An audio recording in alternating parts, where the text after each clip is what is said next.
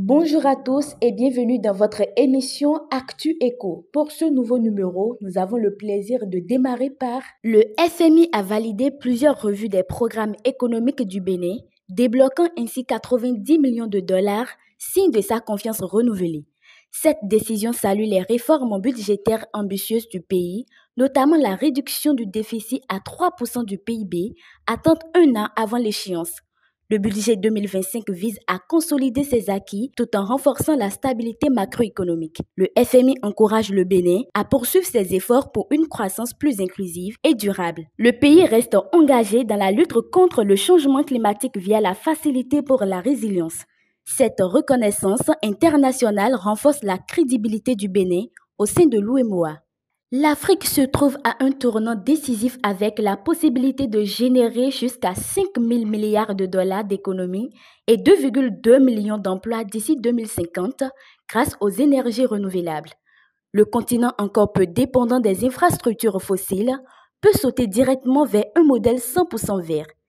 Avec un potentiel solaire et éolien immense, la transition est à la fois faisable, moins coûteux, à long terme et favorable à l'inclusion sociale.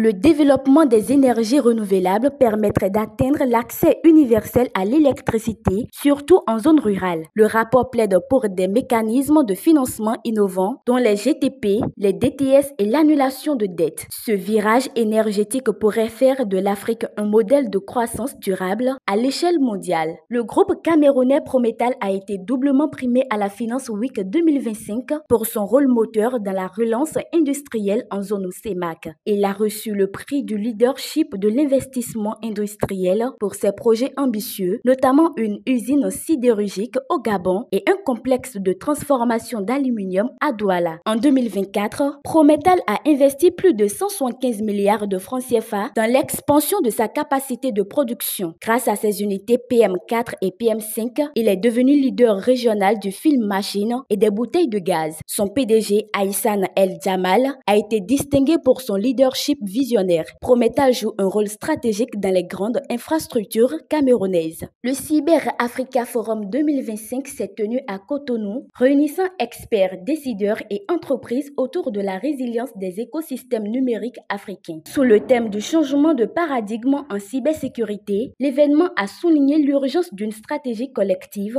face aux menaces croissantes. Franck Kié, commissaire général, a rappelé les origines du forum post-Covid et son rôle clé dans la transformation numérique du continent. Il a insisté sur le potentiel économique du numérique africain, estimé à 180 milliards de dollars. Le Bénin a été salué comme modèle grâce à une stratégie cybersécurité centrée sur l'humain. La ministre du numérique Aurélie Adame-Soulé-Zoumaro a mis en avant l'infrastructure nationale avancée et les priorités axées sur la gouvernance, la confiance numérique et la formation. L'Afrique s'engage ainsi dans une nouvelle ère de cybersécurité durable et inclusive. Ainsi s'achève ce numéro. Merci de votre aimable attention. Portez-vous bien.